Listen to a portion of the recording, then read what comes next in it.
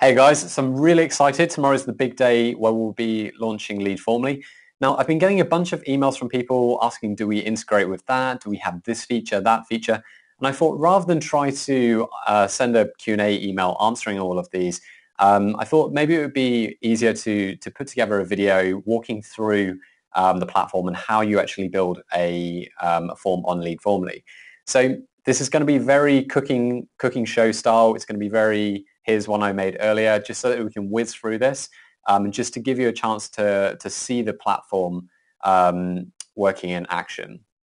So the first thing on Leadformly is that you've got to build a form. So to make this as easy as possible, we've built a bunch of pre-optimized templates.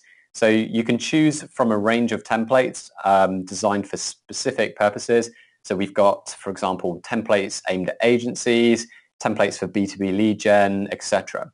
So the first thing is you load in your template. I'm not actually going to load one because I've got one up already here.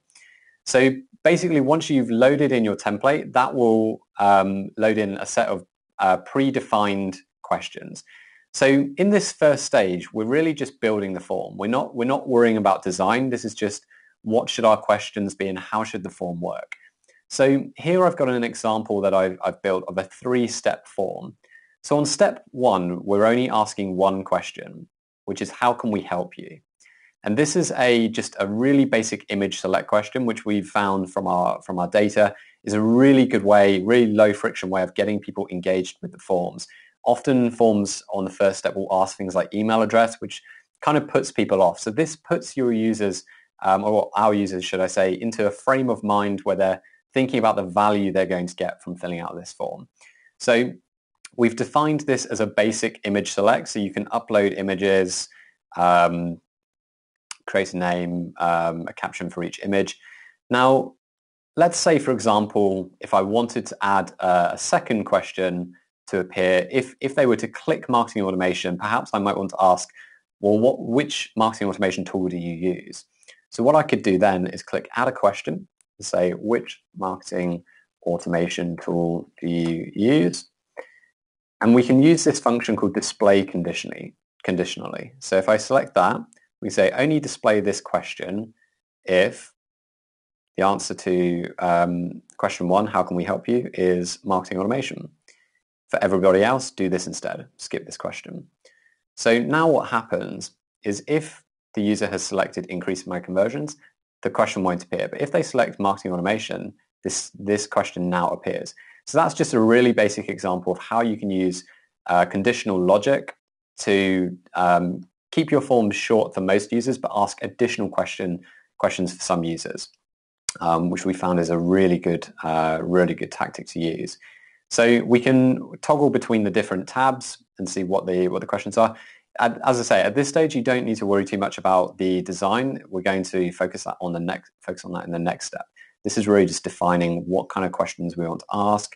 So on step 2, we're asking for their unique visitors per month, and that's a drop-down menu. Their annual online revenue, again, drop-down menu. And then on the final step, we're asking for website URL, name, email address, and then call to action. So the call to action, we're sending all of our leads to Active Campaign, which is the marketing automation email service that we use at Venture Harbor. I'm not going to scroll down any further because I believe that has our secret API key.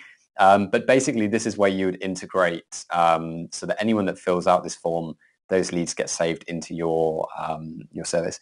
At the moment, we've got integrations with MailChimp, Aweber, Active Campaign. Our developers are working on a Zapier integration, which will mean we can integrate with over 200 different services, which means pretty much every single CRM service and email marketing tool. So that's in the pipeline. I believe we're sort of 6 to 8 weeks away from having that, hopefully. So once you've built your form, the next step is to go and customize it. So this is what the customizer looks like. So this is the form that we've just built. So there are 2 different settings in the customizer. You can have it on design mode, which means that if you click on an element, you can change, you can customize the style, customize the text. So we could change this to, for example, to next question, which has just changed the text there. So design mode, we can also pull out the sidebar, and if you want to change things like the progress bar or any of the the widths or anything like that. That can all be configured in the sidebar down here. If we go into preview mode, however, this basically means that you can now use the form as if you were a user. So we can actually go through the form as a user would see it on our website, like that. So once you're happy with how your form looks and you've customized it, then it's time to add it to your website. So you simply click up here. Now, one of the features that was really important for me when we were building Leadformly was to actually assign values to leads. The reason for this is that most kind of lead capture forms and even A/B testing tools don't really differentiate between the quality of leads. It's really a quantity game. And I think it's really important, for example, you might create a new form that actually gets you less leads, but the quality of those leads is much higher. And if you're running a normal A/B test, you wouldn't notice that. You would see that your conversion rate has gone down, and therefore that's a bad thing. So this allows you to actually qualitatively track quantitatively track the quality of your leads.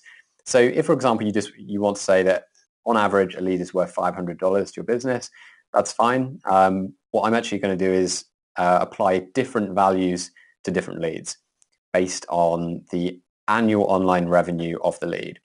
So we can say if the lead answers they have between 0 and 100,000 pounds in annual online revenue, we're going to assign a value of $100 to those leads, or 100 pounds.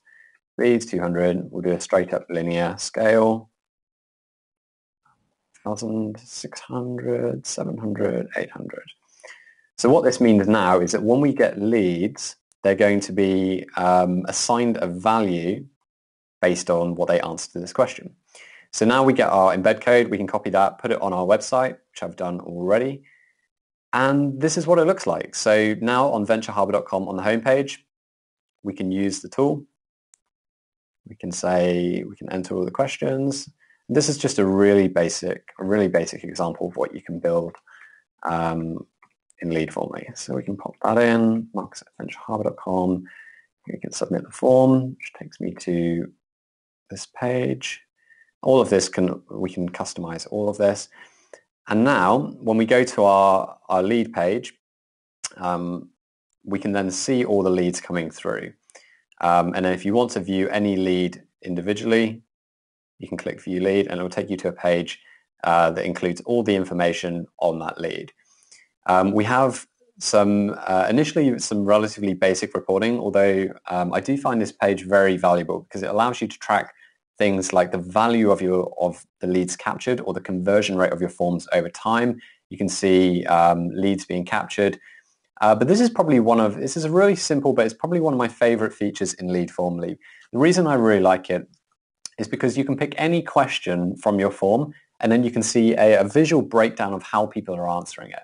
So for example, for the question, how can we help you?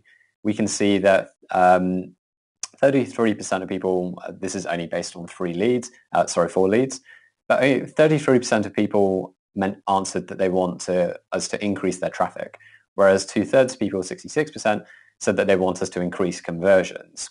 So this is really good. When you get a lot of data, you can start to understand your audience and your leads better by seeing what they're actually answering on your forms. We actually use this for quite a few blog posts on ventureharbor.com. We'll insert a Leadformly form within a blog post asking things. So we did it on a web hosting post asking people what kind of, what's your budget with web hosting?